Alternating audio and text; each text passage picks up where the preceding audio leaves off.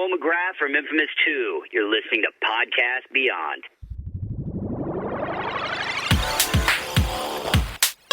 Users lose all sense of reality and enter another world. Remember, do not underestimate the power of PlayStation.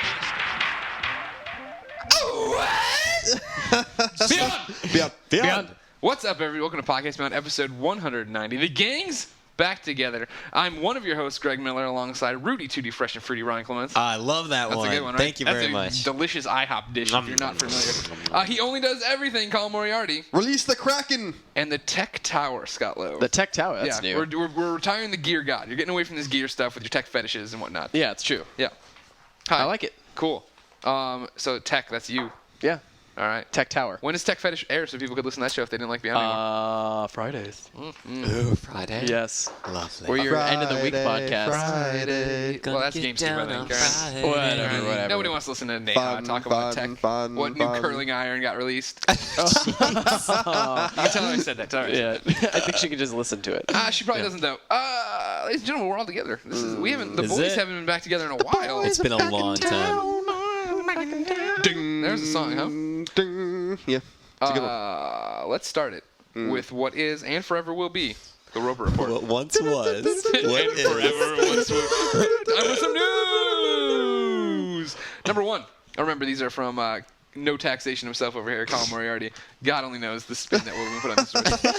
And he's got a lot. 12 stories. A 13th broke when I went to check on something that we cannot do. We should not do what we were talking about earlier. But, okay. Yeah. I didn't get a response. Really? I didn't get a response, so okay. I don't want to jinx it. All right, fair enough. 13th one broke, and I think it's somewhat major. So we're going to start with number 13 first. All right, let's do it. Sony has announced in an investor's call they are working on a new home console. Megaton PlayStation 4. Beyond! Confirmed. Yes! I requested a top, Scott Lowe, and I included you on the request, so you're all set. Yeah. No details were announced. No windows, nothing like that. Just, hey, heads up. Is anyone actually surprised, though? No, of course not. Yeah. It's the first confirmation, though. They're already working on PlayStation 5, I bet. That's how this is. I still say it won't come out till like 2014. That sounds somewhat reasonable. They'll probably be shown at E3 in 2013. We figured Cafe will come out. Oh, no. There's no reason for them to bring out another PS3. Like, how much better can it possibly get? I'm not saying PS3 is perfect, but I mean just in terms of graphical fidelity. Amazing. The security features, dynamite store. I'm on that store all the time. I'm on the store right now on my phone. There's a PlayStation Network Store app that you download, and it lets you get trophies instantly. You buy them. Scott Lowe, Mr. Tech. Yeah. When are we going to see this system, you think? When will PlayStation 4, codename PlayStation 4? I'm going to bet 2013 at the earliest. You'll see it. Yeah. Like, see a picture of it. See Sony talk about it. 2014 at the latest. All right, so you're in there with Colin Moriarty. Yeah, I just don't. I mean, PS3 is doing. I mean, obviously there's a lot of problems right now with PlayStation Network, but in terms of hardware, I think PS3 is fine. I don't see. It's a Blu-ray player. Everyone's kind of getting interested in it. It's still selling fairly well, and there's a lot of games on the horizon. There are exclusive games, that we know of that are going to come out, next year, I assume. So I don't see why they would rush it. I think Microsoft is going to be the big defining factor as to when they actually unveil, because I think they're going to wait to see what they do. But they don't want to be behind the ball again. Yeah. You know what I mean? That's what killed them with 360. Yeah. Such a lead. $600. I hope it's a $600 console again. Wouldn't that be awesome? Sweet. So number one here on the Colin Moriarty endorsed Roper Report. Sony has announced that a selection of PSP games will be coming to the PS3 under the moniker PSP Remaster series. Did I? No, you're right. Okay. I think it's a dumb name. Remaster. See, when you do these things, I don't know if I made the mistake or not. I'll usually point it out if you made a mistake or if I made a mistake. I'd ridicule me? Yes. The first of these games has already been confirmed as Metal Gear Solid Peace Walker will be coming to PS3 soon. Unfortunately, Sony made the epic blunder in not including trophies in these remasters, pissing Podcast Beyond off in the process. Yeah. I thought Monster Hunter 3rd or whatever it was. Monster Hunter 3rd is the first official. This is when we first heard of the remastered series, but that's a Japan-only release. Got it. Because they changed the name when they brought it over here. Got it. So no, we're not sure if it's coming here. And then since then, Peace Walker has, I guess, leaked or been. Did Konami I don't know if Konami it? said anything about it, but Well, it's funny because you put it. It's already been confirmed. Oh, okay. Well. So that makes it sound like someone. Oh, okay. Well, I confirmed it. Oh, okay. That's all it took. Heard it here first. No, I thought maybe I misread the story, but yeah, I thought there was a compelling rumor anyway. Okay. But yeah, the lack of trophies is ridiculous. What what are they doing over there? You know, like they can't get an engineering intern or something to go into the game and make some triggers in the code to like. I've played Little Big Planet. It doesn't seem to be that hard. I'm not saying that like it's not difficult. I'm not going to say that like it's not a pain in the ass. But I've like, made levels is what I'm saying. It can't be that difficult to patch the game for trophies. It really, I refuse to believe that it's that difficult. You went yes immediately. What's that? You went yes when we talked about this story. Yeah, because it's just awesome. There's a bunch of PSP games that I would love to even see with a little visual flair, a little update. You don't care about trophies? No. So it doesn't matter to you? Doesn't matter to me at all. Okay. So all I know is that I'm getting perhaps more refined network play. I'm getting better graphics. Yep. I'm getting a controller that I can hold. It sounds good to me. I love Metal Gear Solid Sign me up Peace for Walker. Dissidia. I love Metal Gear Solid Peace Walker. Yeah. It might be my favorite Metal Gear of all time. Right. But I'm not like super. Oh my God! Start from scratch. I put 100 hours in that you game. don't have and to. Now it's like wow. They said that you can transfer your save back and forth. Where's the enjoyment in that? Why would I pay upwards of $40 to $50? We have no idea how much these things cost, right? Yeah, whatever. I'm assuming they're not full price. Why would I want to shell that money out again? Really, just to when you want to continue playing it. If you're playing it at home. Yeah. And you're like, I feel like playing some Peace Walker right now. Hop over to your TV, play it with better graphics on a bigger screen and a controller. And then if you want to take it on the go, you take that save file and you take it with you. Just gives you a home option that looks a lot better. I mean, it was a significant. I thought it was significant in that Monster Hunter trailer that we saw. Yeah, it looked really good. Yeah. You can hope for that. Well, hopefully it'll be kind of like a sign of what's to come, like similar to what we've discussed in the past, as far as like being able to take your game anywhere, whether it be on the NGP, the PSP, or on your home console, and have the save in the cloud somewhere. Yeah, imagine if you could buy a game. Say I buy. Tell me about it. Lay it on me. Metal Gear Solid, Snake's Revenge. Is that a thing? Was that ever a game? That wasn't. I just made that up, right? Wait, isn't Snake's Revenge? 2. Isn't Metal Gear 2 on NES called Snake's Revenge? Yes, or but something? that wasn't canon, right? That was the one they just put out without Yeah. Kojima wanting that to. So the one that came out in Japan was really Metal Gear 2. Metal that Gear eventually came over here. Metal Gear Solid: Song of the Departed. All right, that's what the next one's going to be called. Yeah, Show I just me made a that song of the Departed. Song of the Departed. You buy it once. It's like $60, right? And you can play it on your PS4, your NGP, whenever. Go back and forth. Oh, that'd be great. I would love to see that. Funny you write that. Albert Franklin wrote in to Podcast Beyond at the email address beyond@ign.com or Conversational Podcast. He says, with the announcement of PSP titles being remastered for the PS3, I think that Sony may have just doomed the NGP at launch. I never purchased the PSP, but I'm really interested in the best games like God of War, Metal Gear Solid, etc. Don't get me wrong, I am very excited to play these great games any way I can, but up to this point I had planned on picking up an NGP day one for this. Now that some of these titles have been remastered on the PS3, the NGP launch will hinge almost entirely on the new lineup. Did they shoot themselves in the foot? Podcast Beyond Roundtable. Scott Lowe, go. I don't think it's shooting themselves in the foot at all. I think, potentially they'll offer, PSP titles, downloadable, hopefully their entire catalog, as well as the whole new NGP lineup, and, to some degree, some of the cross-integration with the PS4 titles, or PS3 titles. Mm-hmm. Cole Moriarty, shooting the foot? No, I think it's fine. I mean, I think it makes sense. I pretty much agree with what Scott said. I mean, to me, it's like I think they're kind of maybe testing the water a little bit. And, like posturing themselves to. Yeah, seeing what happens if there's interest. Are you worried about the foots being shot? No. Did an Albert Franklin really write in with this question? He had a real name, but he wanted not to use it, so he said, call me Albert Franklin. Okay, got it. As everyone knows, Albert Franklin is an ongoing IGN joke for fake names. Okay. I use it when I prank phone call people. Got it. Okay. Thomas wrote in on the subject as well, to beyond.ign.com. He said, do you think there's still time for Sony to change its mind on trophies, or are we never going to get Peace Walker, Patapon, or Dissidia trophies? I'm sure they're already set on their plan or whatever. I think it's possible. I don't know if it... I mean, the problem is that we're dealing with third-party stuff so far, right? So Kojima's never given a shit about trophies. Monster Hunter, what do they care? They put their game out on the Wii. They don't know what they're doing. They're crazy. They got nothing.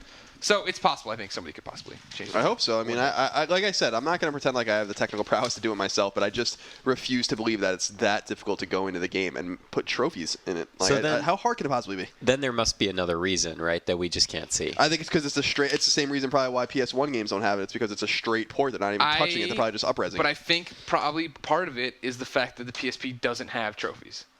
So how do you deal with changing saves back and forth? And most games aren't retroactive. If you don't earn the trophy, you can't just upload a save to a PS3 most of the time and get all the trophies for what you did. You have to do it on the PS3. Although you know the games that you can do that with. Of course no, because I cheat. I will gladly cheat for trophies. Not anymore since the trophy armistice was signed. Old news. Number 2 on the Roper Report. Sony certainly screwed up the PR surrounding the PlayStation Network outage, but the actual deed hit them hard in the wallet. The company has revealed a loss of $171 million due to the outage, a significant loss that forced them to revise their financial and earnings projections. Colin, once again, companies are it's not they. Got anything to say about that? Tech? Huh? Does that include the earthquake? I don't think it does. Right? Well, the earthquake. I don't know if that includes that, to be honest. Colin just drinks and writes down news. Yeah, I'm just drinking my bottle of gin at my desk in the morning. No, I Maybe that's why you had a tummy ache. no, my stomach's been killing me for a few days. I don't know why. I feel like I'm gassy. I feel like I just need to let out a good belch. Don't do that in here. You know? Okay. Yeah. Or a good fart. Belch? Whatever, No, I don't want either of whatever those. hole it comes out of. I don't want either of those. All right. I'm not gonna say it. That's fine. Keep going. What? Read what's on the news. I want to know what you're going to say. Yeah, though, say it now. Now you brought me up to Could your severe stomach pain have anything to do with how horribly you subject yourself to your diet You sometimes? do eat a lot of McDonald's? It's true. Although the stomach pain started on the night I made steak, rice, and Brussels sprouts. Oh, Brussels Okay. sprouts are so good. They are pretty good. Red meat can sometimes be a little rough on your stomach. Yes. But better than fast food. I honestly think it's just gas that's not going away for some reason. I don't know why. I haven't eaten anything different. It's like stuck somewhere in the bowels. Do we have any doctors in the listening audience? I was going to say, tech stuff. What's going on inside? There's probably a problem with his GBs. And, Okay. Number 3, in anticipation of Resistance 3, Insomniac is bundling Resistance Fall of Man and Resistance 2 into one package, which will sell for $40. No word on if Fall of Man will get its much-needed trophy patch, though you shouldn't hold your breath. Are you excited, Connor? Are you going to replay these games?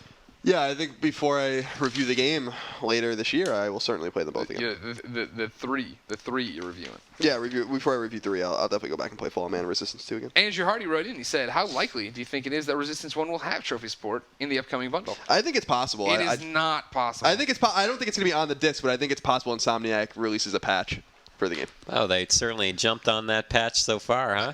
Why didn't they do it when they released Resistance 2 then? Yeah. I don't know. I mean, I'm just saying, like, we've seen, older games get their trophy patches. I mean, this would be much later than anything since it was a launch title. Exactly, yeah. But I don't know. I don't think that they're not in tune to the fact that people want a patch on that game and that it will get people to play it.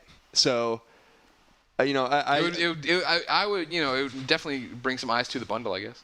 Yeah, I mean, I'm not ruling it out completely. I don't think it's like a good chance. I just think it's there's a well, chance. how difficult is it really to add add trophy support to stuff? Naughty Dog did it pretty easy when they did it for Uncharted 1 back when trophies got announced. Yeah, and Super Stardust was the first game to get trophies, and that was an old Seems game. like it's pretty easy. Does it recognize all the trophies you would have gotten if they were present? You have to play it all over again. Play it over again. That is bullshit. That's what you have to do at the same time. Have you talked yet on Beyond about the Resistance box art you love so much? No, we haven't talked about that yet. You talked about it last week on the show. I But, did. But Colin, what's your take on it? Resistance fan number 1. I think it's terrible. Why? It looks great. I understand what they're trying to do. With the look, it looks like a sci-fi novel. It looks like an old novel based in the time in which Resistance takes place. But to me, it's just like it's not a compelling piece of box art that people are going to pick the box up off the shelf and be like, "What is it?" I feel like that's just going to make people ignore it, And I don't think that's good for the franchise. Obviously, people that are aware of Resistance are going to buy it, and if they want to, but I don't think that's going to be like, "Look at this orange box art with redundant imagery on it that we're gonna, Yeah, go ahead. Is it the super plain one, just to clarify? It's the one, Orange. the poster. Okay. It's the orange Chimera skull. Okay. Here's my one concern is that I'm pretty sure that wasn't there a study done that cover art in general, whether it be book, movie, game, with characters on it sells better than something like a white Chimera skull. Well, yeah, than a white Chimera skull. I mean, that's why we saw the change, the Heavy Rain box art when it came out. It had the awesome origami logo for its European release, I believe. Correct. And then when it came to the United States, it was sort of a black and white composite of like all the characters standing in a row. Well, if you just think about movie posters, it's just a bunch of faces. Yeah, it's faces, it's characters. Yeah. I think. Yeah. Now, so at the same time, I wonder, does this very bright orange box, will that separate it from? I think it looks so different. It looks. It so does different look than very everything should. different. Yeah. but But it's also a mega franchise, so like it really It's also doesn't have 3. to. Yeah, That's what the other thing you see in studies is that games that have a 2 on them sell better than a new IP. So, I think a 3 would sell even better. I mean, to I me, think it's just cool, and I think it's eye-grabbing, and I don't think there's many people who walk into the store just going, "What am I gonna buy today?" Flipping a coin, chewing gum. Right. No, staring at the that's fair. case. I mean, and I will admit that I tweeted about it when I was in Virginia because it came out and I looked at it and I was like, this is bad. And there were some people that didn't like it. There was most people that did like it. If you read the comments on the story, a lot of people liked the box art. So I don't think it's quite the marketing blunder that I guess I perceived it to be on their part. But at the same time, the thing that actually annoyed me the most was there's got to be more to say in that game than New York City. Like there's New York imagery in the logo. So why is there New York imagery also in the Chimera skull? It's just stupid. Yeah. Like there's got to be It is something else to say. I appreciate them going there. Like I like that it's different. Like if only for the fact that it's different, because how many different like bloody, disgusting box art covers can you see of like a Chimera's head getting blown off? You're leaning into it. Yeah. Clements is pushing the tried and true Podcast Beyond tape measure game farther than I think it's ever been pushed. What are we at now, Clements? no, that's still we're good. fine. We're fine. We're at. Sorry, I didn't mean to interrupt. We're at 7 feet right now. Oh, you didn't mean to interrupt. You just wanted to show how bored you were with the conversation by first popping and locking and then extending this. Into my face. I've listened to everything you said. I'm sorry, I'm not Megan Sullivan. And Colin isn't. This Ryan. makes me mildly 86 uncomfortable. inches. That's pretty good. For our tape measure. You're supposed to put it at someone's face. I mean, when I first did it, I was doing it at Clements' face. So that's part of the game. Join us next week for the meta game on how far we can get the tape measure. Number 4. Believe it or not, Duke Nukem Forever is done. 2K Games and Gearbox Software have announced that the game has gone gold. Industry jargon signaling the development is finished. Duke Nukem Forever is set to finally come out after over a decade of development on June 14th. Decade of development. Well over. I like Pear's recent tweet. 14 Our years. Senior Vice President Per Schneider I know him. tweeted. Well, I was just saying it for our readers. I wasn't I trying don't to think be he'll racist. appreciate you calling him senior though. He's old. He's Yeah. old He is as old. dirt. It's in his title. He said that none of his 3 children were alive when Duke Nukem started, and I think one of them is 8 years old. I think 10. I thought was the oldest. 10? I thought she was like 11 or 12. Yeah. No, maybe even yeah. Well, if she's So- 11 or 12, she still wasn't alive when then the game started. Being developed. Quite amazing. Quite incredible. Remarkable, even. Remarkable. Number 5, in addition, or I'm sorry, that's wrong. Number 5, in anticipation of the Elder Scrolls V Skyrim, which is set to release this November, Bethesda is priming a 5th anniversary edition of the Elder Scrolls IV Oblivion. It will come to PC, 360, and PlayStation 3, and include the Game of the Year edition of Oblivion, including DLC and the making of DVD. Most intriguing is its price point, $30, as well as the fact that it comes with as well as the fact that it comes with a $10 off voucher when you go buy Skyrim. Nice. That's pretty awesome. Are they putting trophies on that? That's the thing. So that game doesn't have trophies either. So will they do it? When's it coming out? I didn't hear about this. I missed the story. I don't November. know. It was in what I just read aloud. No. Skyrim comes out in November. Oh, This comes out okay. before that. I don't know the exact date. I I'm better sorry. get on it. It's a long game. I think out of all the games that are coming out, again, that don't have trophies, this is the one that will have the best chance of getting trophies. Is there anyone going to go back and replay any Oblivion before Skyrim? I never comes played out? it, so I'd actually pick this I up. will if they have trophies. I didn't. I played Oblivion a little bit, but not much. Yeah. But see, I think I just kind of want to go right into Skyrim Yeah, I and can see see it it in too, its right? updated. That's my thing. I don't want to pick this one up and get burned out on that idea of that game and then pick it up. Exactly. Skyrim's totally rad. Apparently, it's going to be the greatest game of all time, Yeah, according we'll see to. about that. I saw it at Judges Week, and I was like, it looked good, admittedly. Wait, can we talk about what we saw at Judges Week? Here's the thing about it. It was what Colin saw. Yeah, I saw it a long time ago. So that's, I don't think I think, it's yeah. it's the same thing You you didn't. saw, right? I don't think you spoiled anything. No, you didn't. Okay. You didn't say anything. Okay, well, whatever. I've seen Skyrim. Rage Number is 6. also very compelling, right? I saw that at Comic-Con, and I was not compelled by it, no. Oh, what? It's beautiful, yes. It's a beautiful game. And You're you walk up to crazy. people, and they say, well, what do you think, blah, blah, blah. And there's a moment of silence where your character says everything he thinks, and they go, oh, okay, blah, blah, blah, blah. What the hell? What is this garbage? You're nuts. Yeah, it's called. You're nuts. I don't think one Gordon Freeman ever spoke either. Yeah, that game was really good, though. Yeah, well, there you go. All right, we'll see how it turns out. So you're saying this Old is the game next is Half-Life. old. This is the next Half-Life is what you're saying.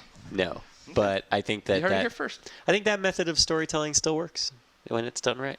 Your character doesn't have to speak. You can feel towards other characters in the game I agree, world. and I think that the way they are handling it in the little bit I saw wasn't correct. Got it. That's what I'm saying. I'm Got not it. saying that silent protagonists don't have anything going. Homefront, the guy didn't talk, and the only time I didn't realize he didn't talk is when I got blown off the bridge. Right. And they go, oh my God, is he okay? And I was like, Wait, I can't say I'm okay. I can hear you. I'm fine. Keep pushing forward. Yeah, that was the one bummer about that was that like he had the radio hearing them. It's like, why don't you just tell him you're exactly, right? right. Your I know character in Portal 2 doesn't speak. And again, that one's great. The best dialogue in never, any game. Yeah, exactly. It's great. Number 6. Resistance 3 pre-order perks have been revealed. For pre-ordering the game at various retailers, you will get an assortment of goodies exclusive to each store. GameStop seems to have the best perks available, according to Colin Moriarty.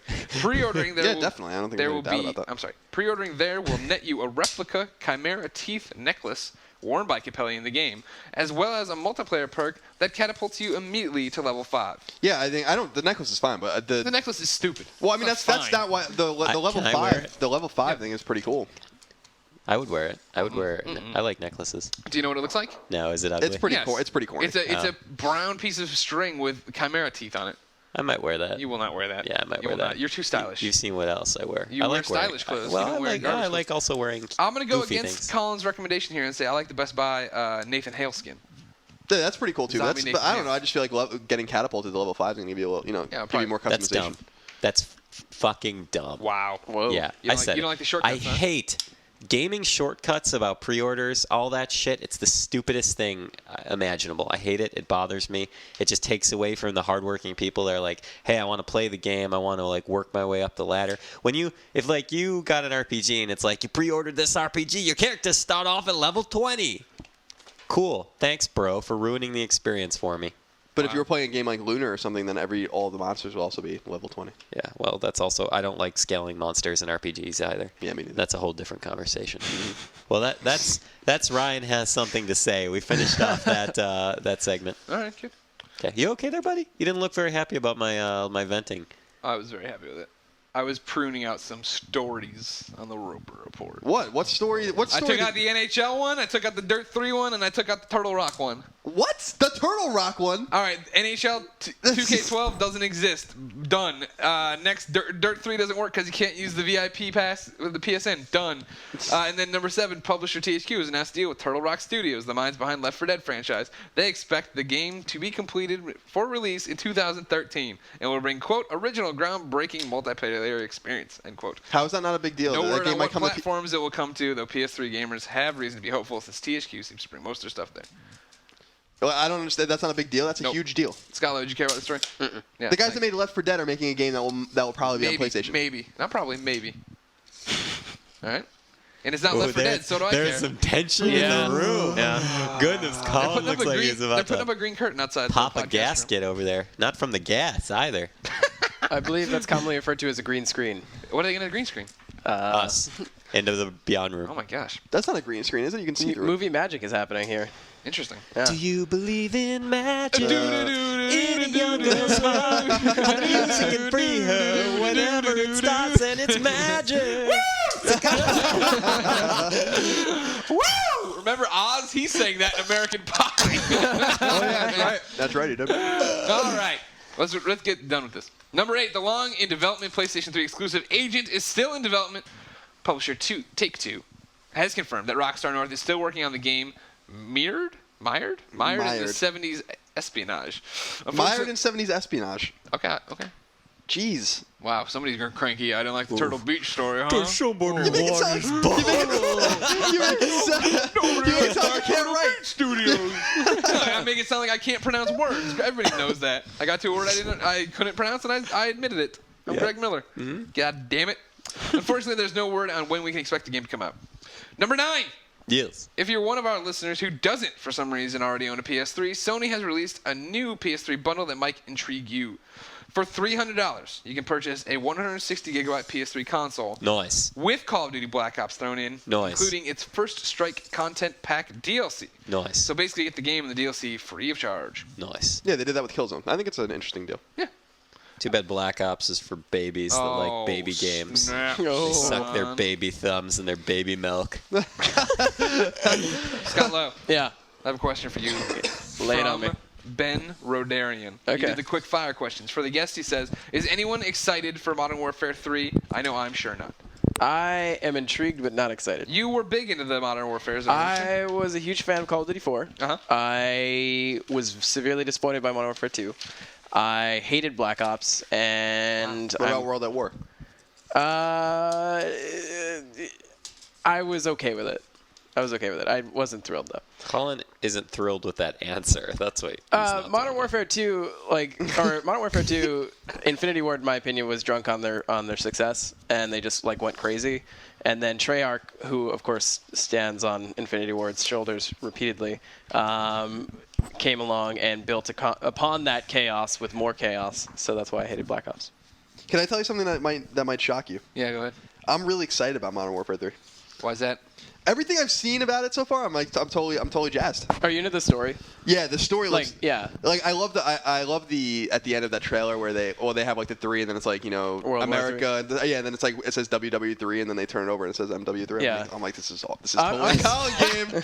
I love it. I'm psyched for the scenario. I think I like the idea of being in Britain and being in New York. I like it when I know where I am and I can relate to those. That's when I like a setting and I like being. That's why I like Homefront so much. I didn't dislike the story of Modern Warfare 2. I just thought it was the pacing was terrible. It was just super fast. You had no idea what was going on. It was hard to follow. The premise was kind of ludicrous, but I'm kind of interested in the results of that premise now with Modern Warfare 3. I think the world conflict could be pretty awesome if they didn't just make it like a Michael Bay film. Yeah. Michael Bay. Yeah, we'll see what happens. I mean, from just I like the setting. Setting's really important to me and. Even though I'm from New York, seeing New York under, seeing the tattered American flag on Wall Street and all the soldiers running around, that's really cool. That's cool. Really cool imagery. I agree. And then, rounding out the Roper Report, number 10. After leaving Capcom, Mega Man creator Kenji Inafune has been under the radar. But now we know that he's working on a PS3 exclusive RPG as well as a social game. Both are reportedly set for release in Japan by the end of this year. Unfortunately, there's little information otherwise available on the nature of these games or the studio he either started or is working for. I assume he's working for someone because it seems like a quick turnaround to get a game out by the end of the year since he just left Capcom not too long ago. You know what I mean? Yeah, I agree. But I was expecting to find him. I honestly expected KG to land somewhere like Bethesda or something like that, or BioWare or something ridiculous. It seems like those companies are the companies he really likes. Well, that's where Mikami went, is Bethesda, right? Yeah. Well, just for that one game. I don't know if he's but yeah, it just seemed to make he seems to have an affinity for Western development, and those guys are really define Western development in my opinion. So. Ryan Clements. Yes. The Roper Report is done. Sounds good. I'm going to throw a curveball here on Podcast Beyond. I don't know if I'm ready. Mark the time. Okay. Ladies and gentlemen, if you notice there, Cole MacGrath introed the show. Cole MacGrath from Infamous 2. He's got electrical superpowers, and he is played this time around by a young man named Eric Ladin. And he was nice enough to join me for an interview all about Infamous 2. What do you think of that, Colin? That's great. Here it is. Woo! Yes, ladies and gentlemen, I'm here with Eric Ladin, the voice of Cole in Infamous 2. Eric, how are you? I'm doing fabulous, Greg. Thank you very much. Eric, a lot of people haven't picked up Infamous 2 yet since it's not out. So where would people know you from? Well, people probably know me from the video game world. They know me from Left 4 Dead 2. You're Ellis, right? I play the role of Ellis. That's correct. Dynamite job. Thank you very much. It was a really, really fun time and just an awesome character to play. And from the TV world, they know me from right now the show The Killing on AMC, Mad Men, Big Love, and HBO's Generation Kill. Awesome. Now, The Killing, I hear nothing but good things about. How's that going? You enjoying that one? Having a ball, man. We finished shooting about a month ago up in Vancouver, and now I'm back in LA and glad to be in the sun. That's for sure. I bet. All right, so Infamous 2, tell me, how did you get involved with it? Well, I through my voiceover agents, they sent me the appointment, and I went and met with some of the developers from Sucker Punch, and we discussed the character, and when I met with them, I actually some of the other actors who are playing some of the other characters were there as well, and we did sort of a chemistry read as well as some motion capture work, not in a motion capture studio, but because we were going to be doing motion capture this go around for Infamous 2, they wanted to make sure the physicality was there, and after that it just seemed like a good match. I guess they thought I could take this on. Now, are you a gamer? Had you played the first game? I hadn't played the first game until I met with him, and then right after I met with him, I got the first game, and I played it straight through and loved it. Nice. I'd played other games. I just hadn't played Infamous before, which I think actually was a benefit to me, not only attacking Infamous 2 from an acting standpoint, but also just going in there, I went in with a really head without any sort of preconceived notions on who it, what it had already entailed and what was already brought to the game. So now you're coming in, on the heels of a successful first one, doing the sequel, and then you go and play the original. Did you find yourself? I mean, obviously they changed voices for the main characters. Or did you find yourself trying to be like more Cole, or did you just keep doing your own thing? How did you approach the character? Well, no, I had to.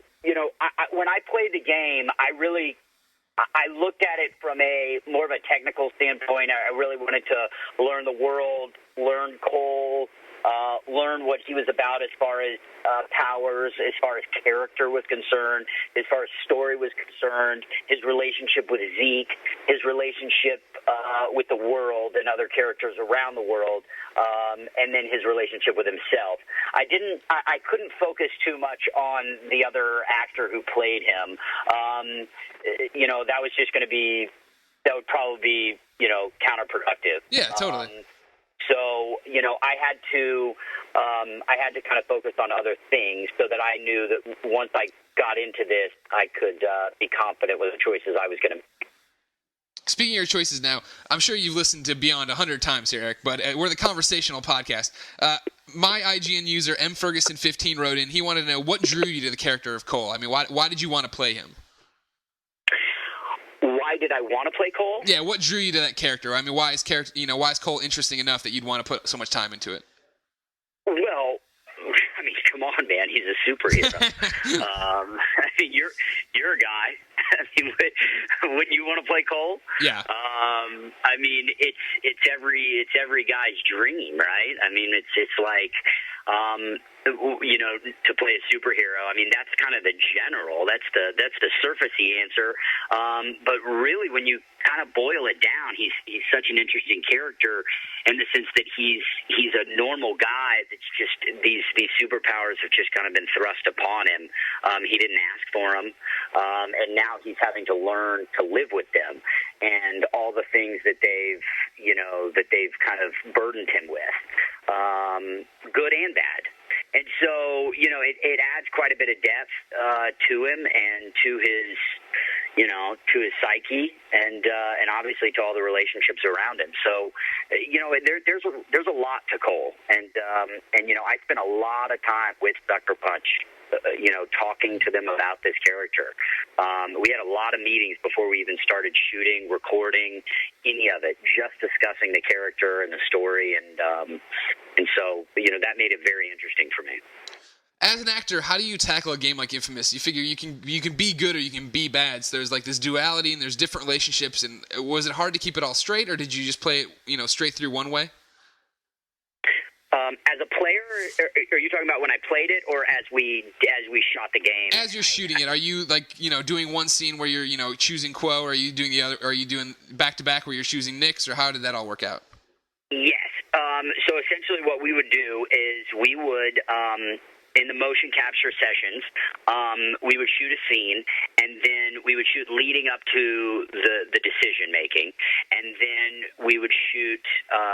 Then we would decide, what we were going to shoot first, and maybe we would decide choosing Nyx, and then we would decide, deciding Quo, and it basically, you just have to in your head. Before that day came, I had all my pre-work done, so, which had justifications for each.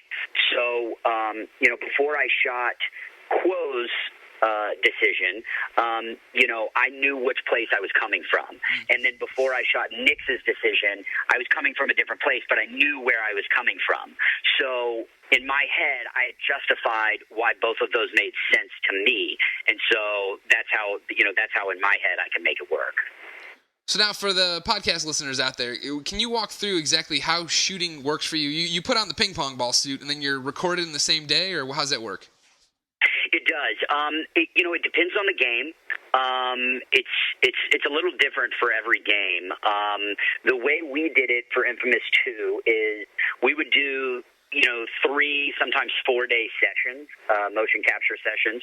So what we would do is we would come the first day and we would take the scenes that we were going to shoot over the next 3-4 days. Sometimes it would be, roughly 4 or 5 different scenes in the game. And we would rehearse.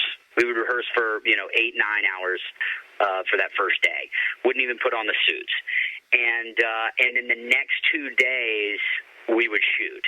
And that really allowed us that first day to just kind of dig into the scenes, really understand where we were coming from, work with the other actors, so that those next days when we got there, we were, everybody was off book, we were ready to go.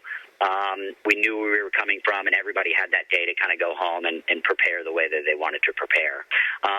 The next days we would come, we'd throw on the as you call it, ping pong ball suits, and we'd kind of get into it. And everybody kind of has their own method. I throw on my iPod and listen to some music and get geared up, and then we kind of get after it. Nice. Another my IGN reader here, the Ish79. He writes in and said, "How does it feel to hear your voice come out of an evil dude?" Well, I like it very much. I have a tendency to play evil dudes quite a bit. What does that say about you, Eric? I don't know. I really don't. I guess it says that somewhere deep down inside I have some evil-rooted issues that I have to take care of, I guess. I play a lot of evil people. But those are the fun ones to play. Those are the ones that, that's the fun stuff. So I love it. It's a lot of fun. And especially when, you're in a world, in a video game world where you get to do so much more and you get powers and such. Great. So what's your final question? What do you want your final question to be, Eric? What do I want my final question to be? Yeah, I like to put it on you. That way, if the interview sucked, now it's your fault. People will walk away thinking you screwed up. Now, what do you want people to know? What do you want to say to the people who are going to be playing this game soon? I like that. So, Eric, what do you want your final question to be? It's all on you. All right.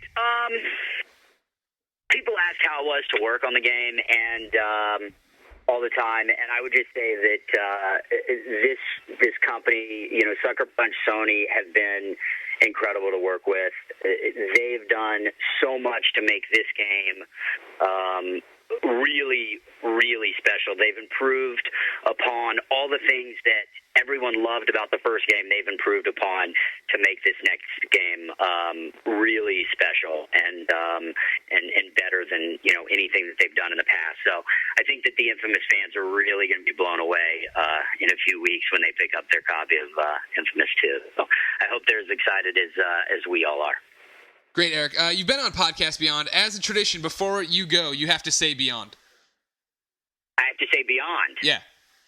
In a sentence or just the word? No, it's just our catchphrase. Oh, my God, that Eric Ladin. What a great guy, huh? I like it. I have way more Twitter millions more Twitter followers than him. Millions. And I said that I would make him famous, so everyone should follow Eric Ladin. But I'm not going to tell you how to follow him because I forgot to write down his name. Oh. So just go, Google Eric Ladin Twitter, and there it is. You're lucky you just left the room. You I know, got right? to Google it. You got to Google it.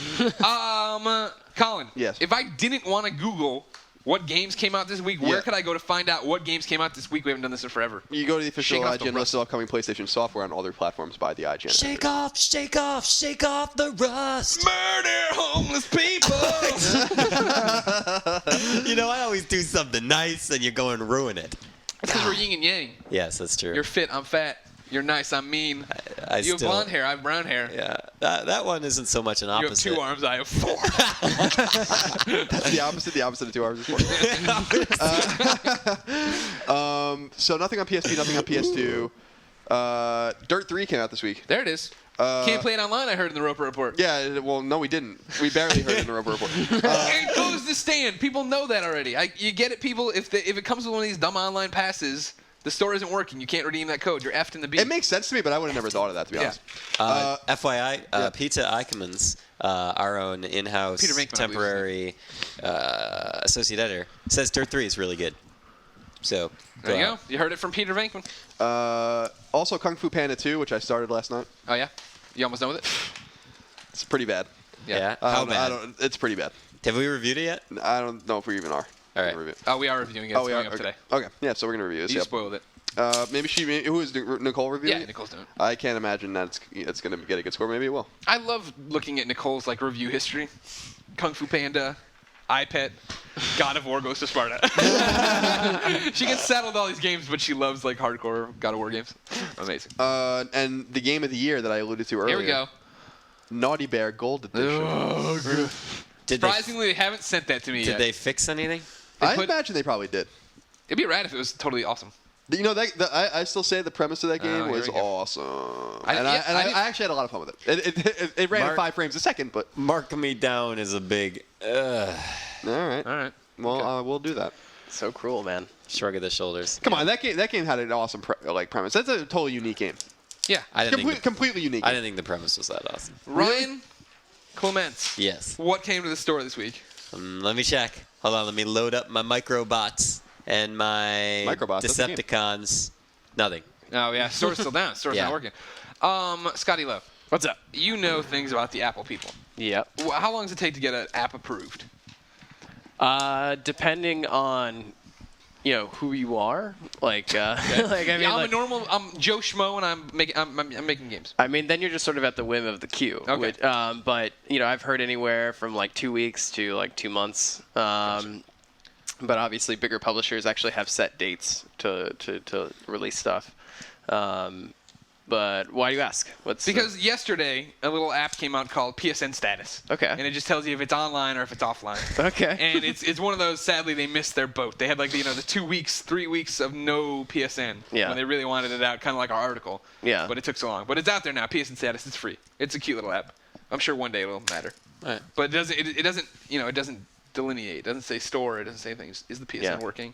It's working. Yes. Scott, It says it's working right now.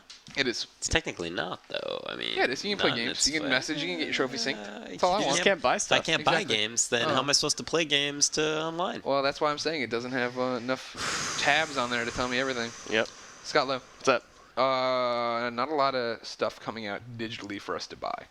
But Yeah. if I wanted to buy a phone that could play games, You could do that today. where could I go in to the find out United about States. Well, you could also buy it in Europe 2 months ago, but now you could buy it in the United States. that? What's it called? It's called the Xperia Play. Tell me all about it. It's essentially the PlayStation phone that everybody's wanted all this time. Do we really want it? A lot of people wanted it. I doubt it. All right. Maybe not us in this room, but That was gamers awesome. since the initiation of, or the beginning of the PSP have been clamoring for a PlayStation phone. All right, pass this bitch around. All right, so what we have here is the Sony Xperia. It looks like a PSP Go, Play. kind of. It looks like an N-Gage. It's got a sliding. It's got a slider. Yeah. Yeah. Touch It- screens. It actually looks exactly like a lot like the back's a little wider. It's got more kind of like a grip on the back. You got shoulder buttons. You got a set of PlayStation quality D-pad. You've got 2 touch-enabled analog sticks, so you can get left and right. And you can have it has a full set of action buttons, so like square, triangle, X, Gotcha. all that. And It will connect to the store at some point, or does it already do that? so right now, what you have is basically a Sony Ericsson game browser, and you get games through the Android marketplace. But presumably, there will be an official PlayStation digital distribution service, so you can get PlayStation Classics. It comes preloaded with Crash Bandicoot, which is the only PlayStation 1 classic that comes pre-installed. Age of Zombies is on here. Good mini. Yeah. So there's a lot of There's a lot of Android titles that have been able to to access the controls. So you get stuff like Asphalt 6 and stuff like that. So basically, you could play a lot of the Android games you love. With an actual set of D-pads or analogs, or D-pad and action buttons. So, it releases today in the United States. It's been, it was announced in February. It's been coming a long time. It's not working. Yeah. Nothing's happening. I'm And pressing then- the D-pad. Nothing's happening.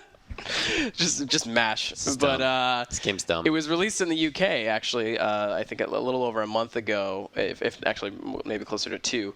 And our UK guys reviewed it. But now we've got it in the United States. It costs $199 on contract with Verizon. This is the first Sony Ericsson device to be back on Verizon in like 10 years. Didn't know that. Apparently, that's a big deal. What do you think of it? I think it's. I say this in my review, which you'll be able to access and read soon. On gear.ign.com? Yes, that's correct. Gear.ign.com. That's where you'll be able to see the review eventually. I don't have an exact time on that yet. But so basically what I say is that it essentially has the 3DS disorder. It's like a interesting platform with kind of underwhelming hardware with, if there's some actually good games released for it, it could be awesome. It could actually become like the replacement for the PSP Go because it has the power to support pretty much all PlayStation titles. But not NGP. PlayStation, PSP titles, rather. Yeah, that's right. I'm playing the Crash Bandicoots. How is it? Is it good? Yeah, it's pretty Taking you mind-blowing. back to the PS1? Yeah, there we go. Takes you Come back on, way. Crash. So in Europe they have Siphon Filter, which That's a better game. and there's like a collection of other PS1 classics, but so far I've been yet to find like an actual more than just simply Crash Bandicoot available. Interesting. When will they revive Siphon Filter properly? I've been asking myself that question for some time. Well, I don't want to ruin the PSP game. You should all play Logan's Shadow, which is also a PS2 game. Mm-hmm. I remember we had like 8,000. We had like half the copies in the world in the office. We did have a lot of Logan's Shadows copies for a while. Oh, I died. It got a definitive after the credits kind of thing. Well, not really definitive. It's cliffhanger. I don't know if they're ever going to come back to it. Every time I bug somebody about it, they tell me that the worst happened. So, who knows? So, Xperia Play. yeah.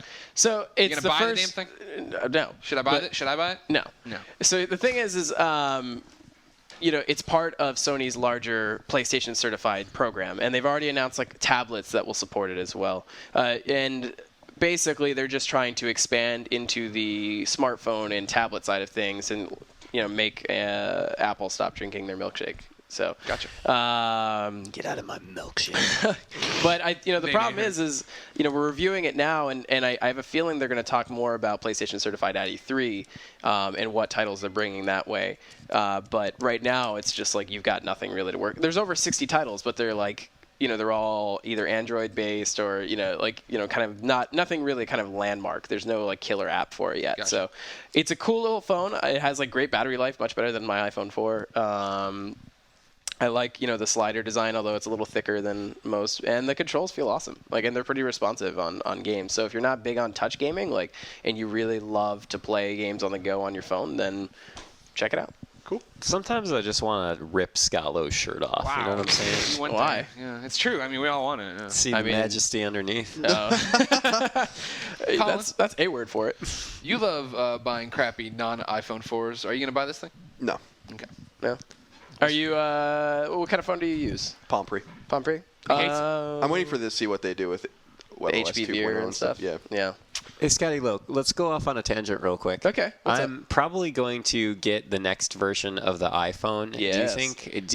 Could you guess that would be this year? Do I have more time until next So year? you can actually listen all about that on the Tech Fetish podcast that I host every week. Because they talk about the same thing every week. Yeah, we talk about the iPhone every week. No. You don't have to tell me now. No. I'm kidding. But no, if you're really into hearing more about that stuff, obviously listen to the Tech podcast. But specifically in regards to that, by all indications, it seems like September is the golden month for the iPhone 5. Or should I just wait for the iPhone 6? What phone do you have now? 3GS. Get the iPhone 5. Yeah. I feel like it would be a pretty big step for me because the iPhone 4 was already a pretty big step up from the 3GS. I mean, the buzz is that the iPhone 5 is going to be the massive update, whereas the iPhone 6 rather, whereas the iPhone 5 is going to be more like an iteration of the iPhone 4, like better cameras, bigger screen, faster processor. That's why I'm wondering, should I just wait for 6 then? Is that the type of thing that would bother you though? Well, that bothers me a little Another bit. year of a crappy phone. I don't have a crappy phone, though. My phone's great. It's just, then, I just kind of want another year of having $400. The funny thing is that I really just want it for the the forward-facing cameras. So you can FaceTime? FaceTime and also take pictures of yourself? I take some adorable Portillo pictures with the face front camera. Well, and also just to have a better camera because the 3GS camera just doesn't really. It's not great, yeah. I don't carry around like a regular camera because the iPhone 4 is pretty decent. Yeah, it's actually really nice and it takes really nice video too. Yeah. HD 720. All right, make the jump. I say iPhone 5, do it. Yeah, It's so. time. Pull the trigger. But what about 6? If you really want to buy, what if buy they're the like 6th. the iPhone 6 uses holograms? And I don't want that phone. And if you have questions like that, and you want to hear them discussed on the Tech Fetish podcast, you can email techfetish@ign.com. Look at you. But of course you won't. Because you've all you already listen to is emailed beyond@ign.com. I was just segueing. Shut the F up. You can go to your show. Everybody should listen to every IGN podcast. How about them Koopalings, all huh? 36 of them. Yeah, How about IGN Unlocked? Podcast online. Yeah, I know. I just. What is your stance on Rich George's use of the term Koopalings for his listeners? I think it's kind of disgusting. Well, Jack invented it. Oh, really? Yeah. So Well, I'm fine with he's it. embraced it, though. Yeah, of course he has. I think it's great. Hey, he's like your stepdad. Rich like George to- comes Yeah. in, he's like, oh, hey, kids, I know your real dad's gone. He drank himself to death, but I'm here to be your cool friend. Let's toss around the foosball. Toss around the foosball. That's what stepdad.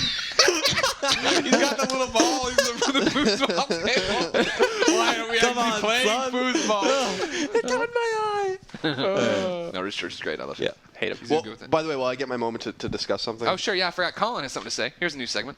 Colin has something to say. This is important. All right. This is not as important. This is pretty Is this important. as important as the Islander Stadium? No, this is different. So last week, Greg and I were both gone, Yeah. and Clements did the show.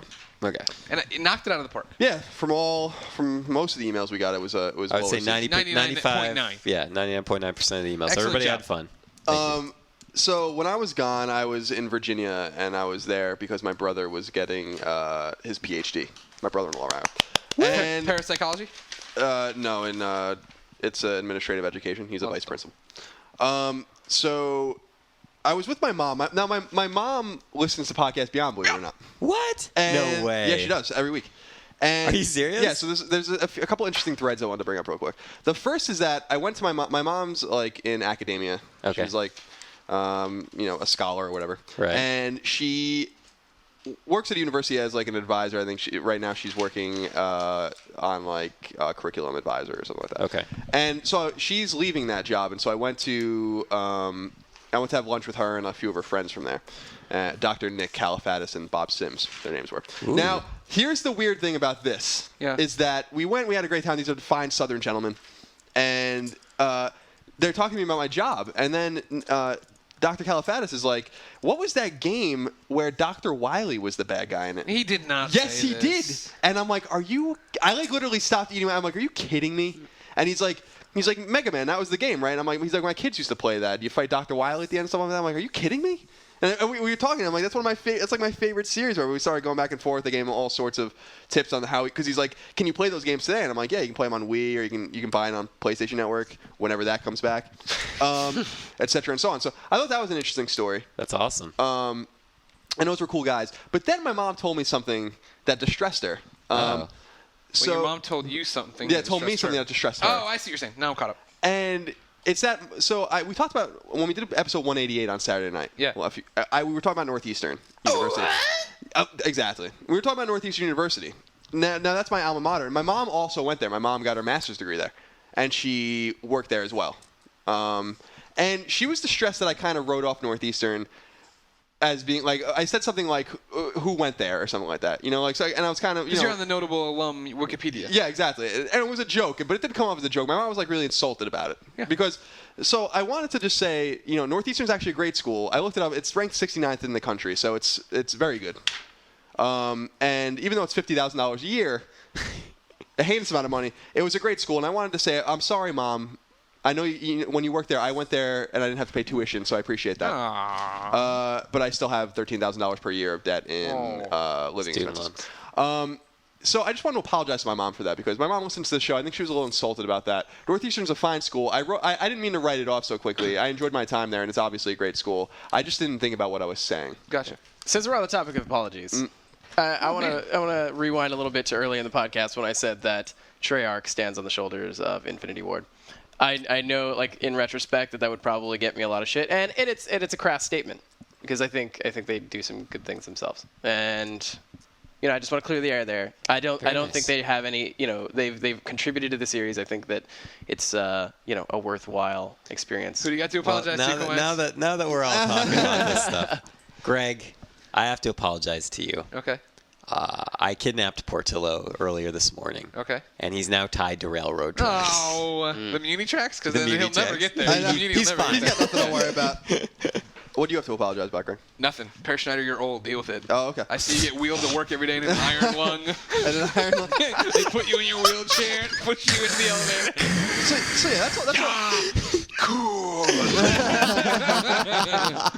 So that's all I wanted to say. My mom's a big fan of our podcast. I didn't mean to insult my alma mater our alma mater in any way. It's a fine school. It's actually ranked 30 spots higher than Mizzou. I looked. Don't believe that for a second. Where's University of Rochester on that list? I don't know. We can look. It's easy enough to look. All right, let's Yeah, look where it is this coming from? What Oh, U.S. News and World Report. That's the accepted ranking. I know that.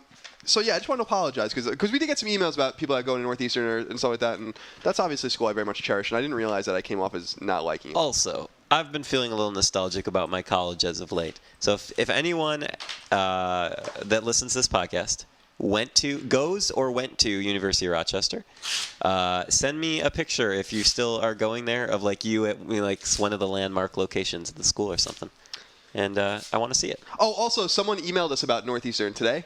Yeah.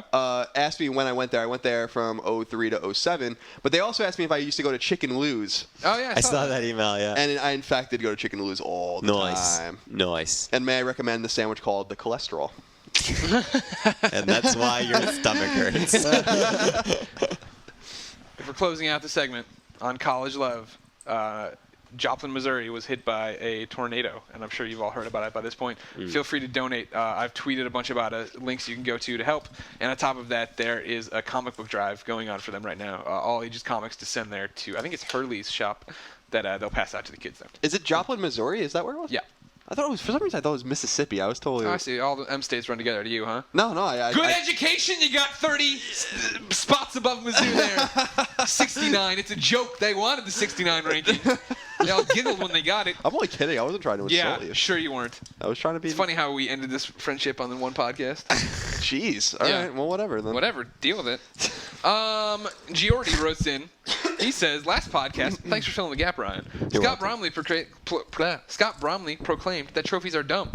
What would you guys say to convince Bromley otherwise? Die. I wouldn't. Yeah, whatever. Trophies aren't everybody's cup of tea. Yeah, I don't really care what it is. Bromley won the competition that when he cared about it for that 1 month. So good for him. He only won because we ran out of games to play. Yeah. You know that. He won't admit it, but we know What's that. his argument that achievements were better, or just that all incentives like that were dumb? I don't remember. I don't remember because there was a lot of shit happening on that podcast. Yes. I think Bromley's talked about it before. I think he's just in general. They're all dumb. So, and that's fine. You can have your own opinion. I can accept that, but claiming supremacy to one or the other, I think that's when it gets yeah. And while we're on the subject too, I banned a lot of people on my Twitter this last week because many people popped up to say, "Oh man, just wanted to say, Greg Miller, they did a way better podcast than you guys do." No, no IGN podcast is a competition. I want every IGN podcast to be great. So if you're gonna be dumb and try to turn it into a competition, I'm gonna ban you. So there you go, ban Hammer. What the people because a lot of people tweeted at us. Yeah. Saying that the Pop Beyond was better without us than it was with us. Exactly. That's like, well, no, thank you. Just mean. See you later. First of all, Podcast Beyond is our podcast, the three of us, and it can't possibly be better when we're not here. Well, I don't know about that. I do. I know all about it. I'm not going to go down that road. All right, buddy? Let's get those rest of those quick-fire questions in from Ben Roderian. Colin, now that Resistance Fall of Man and Resistance 2 are getting bundled together with some extra content, do you think there's any chance of getting some trophy support? We already talked about this. Yeah, we already talked about that. No, sorry, Ben. I think there is a chance, yeah. I don't think it's a good chance. Greg, if Lair added move support, would it be a better game? Winky face. Probably not. They took out the motion controls. The game still wasn't great. Ryan. Yes. What PSP game coming to the PS3 are you most excited for, and what other games would you like to see? Wait, I thought there was only one confirmed PSP game coming to PS3. Are we talking about the remastered collection? Yep. So I guess you're excited for Peace Walker. I'm excited for Peace Walker. What games would you like to see coming? Dissidia. Yeah. And maybe Valkyria Chronicles 2? Oh, Valkyria Chronicles 2, that'd be cool. Yeah. And wait for it. Yeah, I guess that's fine. Okay. That's it. Dustin Grenier writes in, says Beyond. Beyond. Keeping it short. I love you guys. Should I get L.A. Noire? Yes. I thought it was a worthwhile investment. I haven't played it yet. Oh, yeah, Sorry. you should. I enjoyed it. I think I'm not like very far in the game, but I think it's really cool so far. Yeah. It's an Colin. experience. Yes. As a consumer, should I choose the 360 version over the PS3 due to the debacle, the overheating, and or am I ridiculous to think that would affect it? No, I think you should buy the PS3 version if you prefer to play it on the PS3. Doesn't the PS3 version run better? Wasn't that? Well, yeah, it's on less one discs, disc. but there's been overheating issues and okay. things locking up and killing PS3. I didn't have any problems. Wait, with for it. what? Didn't they- For LA Noire? Yeah. Didn't they say it was uncorrelated? Like it was just like a random thing? I Like- was gone all last week, and before that, I left or whatever. I saw that Rockstar and Sony issued a joint statement saying they're looking into it and yada yada yada. Yeah. I've never heard the final verdict on it. Yeah. Okay. Weird. Yeah, weird. What are you gonna do? All right, Colin. Jose writes in, says, if you could restore the PSN store by sleeping with one of these Sony execs, who would you choose and why? Okay. Kaz. A, Sir Howard Stringer. You can wait. You're gonna get your turn. B, Jack Trenton. C, Kaz Hirai. D, Kevin Butler. Jack Trenton. Why? He's sexy. Jack Trenton still looks like Ben from Lost, and he creeps me out. I can't. He's short. He's a lot shorter than I thought he was. Yes. I was in an elevator with him. He was in a bathing suit and barefoot, and he was like, Stop. Why? Where is this happening? What is going on? okay, it was E3 In I your think last dreams. year, and we were at the W Hotel. Yeah. I was on my way to the IGN party, which was there. Okay. At the pool. At the pool, Did he come out? which is like it was like 7. I think it was on like the 7th floor or something like that. So it was like obviously I had to take an elevator, and Jack Trenton was in the elevator with like some I didn't see what the shirt said, but he was in like a bathing suit and barefoot, and he was at least like a foot shorter than I was. Did his shirt say like the PSN will never die? Something to that effect. But so yeah, long story short, Kaz is. You're going with Kaz. Yeah. Why? Because he's suave. That dude is. He dresses. He would show you a bunch of stuff in his pose. Yeah. Clements, the PSN store He's gonna say Sir rests Howard Stringer. on you having sex with one of these men. Oh, it's having sex? I thought I just had to sleep with them, like in the Okay, bed. I'm sorry. I didn't realize that. That This what, is how Greg? you're reading into the question. Yeah, well, of course I'm going to take Fine. the... Who would you sleep with? So just physically be in bed at the same time. Yes. He All right. might make some moves. None of those people. Oh, you don't care about the PSN store. No, I don't. Take one for the team. I do actually, but I wouldn't want to. I'm not attracted to any of those guys. You wouldn't cuddle with any of But them. if it was Colin, maybe. You're all silly. Kevin Butler's the real pick. He'd make you laugh. Yeah. He'd keep you entertained. Kevin He Butler might doesn't tickle me a exist. little bit. But Kevin Butler is just the guy's an actor. I mean, that's Well, not a I'm real not guy. really sleeping with any men, so it doesn't matter. I'm allowed to live What do in you this mean? I fantasy thought we were world. supposed to. I thought this is the way If we you- were I'm supposed to saying it's a describe it. hypothetical question. Hypothetical people are allowed to exist in this. No, you got also sleep with the 8-man staff that created him, Kevin Butler. What if there's a So it's woman the on it? actor and Think then of that, huh? Oh, well, maybe. Yeah. That makes things interesting. Jaden writes in and says, I just pre-ordered Infamous 2, and I was wondering what karmatic stance you guys think you'll take on your first playthrough. What would yours be, Colin Moriarty? Good. Wait, what was it? Are you going to be good or bad in Infamous 2 on your first playthrough? I went good last time. I think I would continue that track. Okay. I always do good Yeah, we all in do any good. game. We would all do good. Yeah. We like seeing good, Cole. We like seeing blue powers. In a similar Infamous 2 related story, I almost got there in time. God Yeah, damn you're it. fine. I'll fill in time. Let's do some infamous. Jay Rogers wrote in. He says, Sony unveils the Infamous 2 Hero Edition. Thoughts? Want?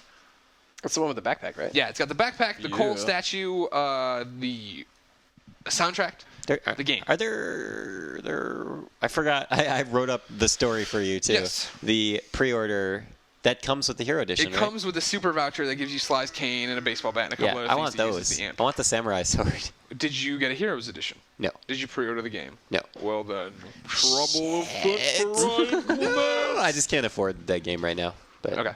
maybe in a couple months when all those codes have been used up. There you go. Sadly. What? You gonna buy Hero Edition? Would you want Hero Edition? No, I'm fine with this. Really. You're crazy. I pre-ordered mine. I can't wait. I think Ray from the PlayStation blog tweeted a photo of it, like an actual like. Yeah, and, the and PlayStation it blog looks did pretty slick. an Yeah. unboxing, not video, just some Yeah. screenshots. And I was surprised to see the backpack actually look like a good-sized backpack. Yeah. I thought it was gonna be really, really tiny, but Yeah. it was on a dude. It looked normal. I don't need any more bags. you're done throwing around your foosball, you can put it in your backpack. Foosball back in the backpack, kid. Let's go. All right, stepdad. Chris comes in. He's from Chilliwack, British Columbia. So the other day I was standing in my kitchen wearing nothing but boxer shorts and shoes, cooking beans on my stove. They're still in the can because all the dishes are dirty and rotting in the sink, and the only reason I'm in shoes is because the floors are still covered in thick layers of beer and dirt from the kegger we had the other night. So I'm wondering, what are your most bachelor moments beyond? Man, I could not envision myself being in that situation. Yeah, I would start having an anxiety attack if the apartment was that dirty. That in college we lived in a house, the Antler House, and it was like that every all the time. Really? What qualifies as a bachelor moment? Well, I mean, that right there, just just a totally living in filth. a totally dude moment that you could live with, and that you would never want to introduce a significant other to. That's tricky. I've never had that moment. And my first night in the Antler House, when I finally moved in, this is my sophomore year of college.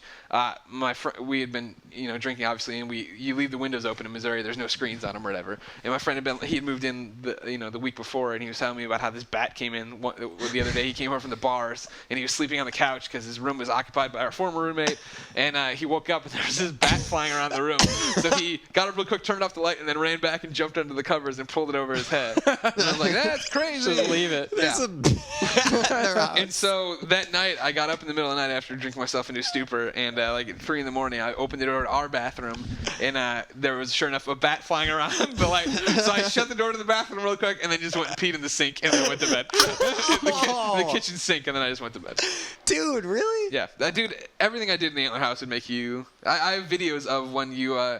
from when we moved out and nothing was in the house, we were getting ready to leave. When you turn the water on in the sink in the bathroom, and we're it's second floor above a basement. You turn on the water, and it would drain out of the sink and then just onto the floor. Like the pipe was broken, and it would just pour onto the basement floor. So there's a video of me turning it on and running down the stairs to film it coming down. Oh my God, I would kill myself. I'll show you pictures. I've never had that moment. All right, Colin, you got one for me? I've had a lot of those kinds of moments, I guess, too. I don't know. You want to share with the class, or you just want to keep them all locked inside the Colin Moretti vault? To me, I don't know. What came to my mind for some reason was nothing specific, but just doing things like taking a shit with the door open, for instance. No, that's just being home alone. No, that's just I don't do that when I'm home alone anymore. But when I live by myself, those are the kinds of things. Mm-hmm. But my girlfriend's embarrassed of me, I think so. I understand. I'm embarrassed of you too. But yeah, kidding. But who getting that doesn't sound too crazy about having you need a few days to clean up after a kegger. I mean, that was pretty. Yeah, our floors are always sticky from the beer. Yeah, that was the thing. That was always bad stuff. Scott Lowe, you got anything? Pretty much all similar. Just beer everywhere and. Yeah. No? I couldn't do it. Yeah, you would have died, I think. I would have. Any other things? That's why the University of Rochester was good to you. We're rounding out this week's show, everybody. I'm sorry to say. Bad news. Has to come to an end sometime. We got 3 questions. Not 2. I don't like that one. This is from Gear Sergio Masiro. I listened to an episode of Beyond a while back where Jeff Rubenstein was on. He said that they were thinking of starting their own PlayStation blog official podcast. Where the hell is it? I'm just craving for a podcast featuring the PlayStation blog team. Bye. I reached out to the one and only Zombie Blognack about said official podcast, and he says it's still going to happen one day. They are just extremely busy. So yeah, with E3 coming up. Yeah, I don't doubt it. I think you can just plan on them coming back to our show more often. We'll just carry it. We're the official PlayStation blog podcast. We've announced it here. Too bad. And here comes one. This is from Bob Reestead. Longtime fan of IGN Podcast. Quite the history behind this man. Nice. If you remember a while back, I said, Rita wrote in and said, who do you think should play you in the Podcast Beyond movie? We gave it a few suggestions and opened it up for them to send in. Bob Reestead sent in a nice little flow chart here of who he would have play us. I don't know if you saw it. Oh, yeah, I did actually see this one. Greg, in the episode 2 weeks ago, Greg suggested that Jonah Hill would be a good fit for him. I could not disagree more. Hill has a very negative energy. And it feels like he spends every moment on screen complaining. I've never perceived Greg Miller in that way, ever. He reminds me a lot more of Jack Black. After all, Greg is constantly making fart jokes. I don't think that's true. But we'll let that one roll off. You guys do look identical. You think so? Yeah, If I let my hair grow out crazy like that? No, the photo he has there, we're making some crazy faces. But, oh, okay, sorry. Ryan Clements. Yes. Clements was the hardest one to cast, as he has a rather idiosyncratic, happy-go-lucky energy. That's true. There simply aren't a lot of actors that come close to that energy, and fewer that also look like Ryan. Topher Grace might not be pitch-perfect match for Clements, but he has somewhat similar energy in That 70s Show. Mm-hmm. Yeah. Colin, Colin Moriarty has a more serious energy that keeps Beyond grounded and drives it into some interesting debates. But he still has a funny side. And I believe that Sam Rockwell would be perfect for casting. Yeah, it's funny. I never thought about that. Beyond, Bob Beyond. Reestead. Beyond. That's another one of the books. What do you think, Scott Lowe? I bet you don't ball up paper and throw it at people on Tech Fetish, do you? I don't. But Every I should. Friday here on IGN.com. I just squirt on them with lube. Jesus Christ. A lot has changed since I was on that show. It's a very lubricated podcast. Oh, Yeah, clearly. all right. Greg, Yeah. in 10 episodes, Yeah. it'll be episode 200. We still want to do a live episode 200. I need to get moving on that, but as you can imagine, E3 has been time consuming. We'll worry Video about it or when we get audio? back. Huh? Video or audio? We'll do both. Well, I mean, like live, I want to do it in front of a live studio audience and With, probably like, a tape bunch it of both people. ways. Yeah. Yeah. So looking forward to details on that soon enough on how you could be out in San Francisco to hang out with us and do a live show. Be out. Be out. Be out. Be out. Remember to follow IGN on Twitter at IGN. Follow me on Twitter at GameOverGreggy. Follow Colin on Twitter at No Taxation. Follow Clements on Twitter at PwalmCider. Follow the soon-to-be no longer with IGN, I imagine, Scott Lowe on Twitter at Yo Scott Lowe, because he changed it. It's just easier to say. What was it before? SLOWEIGN. Yeah, the slow is pretty bad. Yeah. Okay. Exactly. All right, I'll give you that. Yo, Scott. Yo, Lowe. Scott And Lowe. your doesn't have like IGN in it. Like it's. Yeah, but I didn't change it. I didn't start off as whatever at IGN and then change it to Zongle Yo Bongle? Greg Miller. Well, I need to get Zongle there's Bongle. actually a at Scott Lowe, but it's this guy who doesn't use Twitter and he's like from the UK and he's stupid. That's like Mrs. Lime. Yes. Everyone start tweeting at Scott Lowe. Yeah. The name Scott Lowe and Yeah. tweet at Mrs. Lime, no periods, because we need to get Mr. Slime for Charles and we need to get Scott Lowe for Scott. Yeah. Everybody demand that this Oh, guy Mr. give me his Twitter handle. Mrs. Slime doesn't, or Mrs. Lime doesn't tweet either, and so Yeah. we did have a while there during the Christmas special. Yeah. We had like 300 I tweets. offered to in send it. this guy free shit. Yeah. Yeah, and he wasn't having it. He's like, "What kind of free shit?" And I said, "Whatever you want." What do you say? And then he never responded. No way, bro. Yeah. I don't like that one bit. Whatever you Get want. IGN UK on it. Special thanks to Eric Ladin again, the voice of or Ladin, sorry, the voice of Cole MacGrath in Infamous 2 for being part of the show. Ryan Clements, Yes. play me out. Sounds good. We have a song from Jamie, who sent us in something from the western suburbs of Chicago. Hey! Jamie writes, "It would be awesome if you would play the song by my band Danger Boy on the show. If you do, I will go to Portillo's tonight and make a toast to Greg Miller with those red and white striped styrofoam cups." Yeah, that's Portillo's. I had to play this because Yeah, you know no, you I wanted nailed him it, to do the Jamie. toast. So Jamie, thank you very much for the song. The song is called Salsa Verde. The band is Danger Boy. This is from Jamie. And if you want to send us some of your Muzaks to play on the end of Podcast Beyond, send it to beyond@ign.com. And that's pretty much the end of what I had to say. Beyond. Beyond.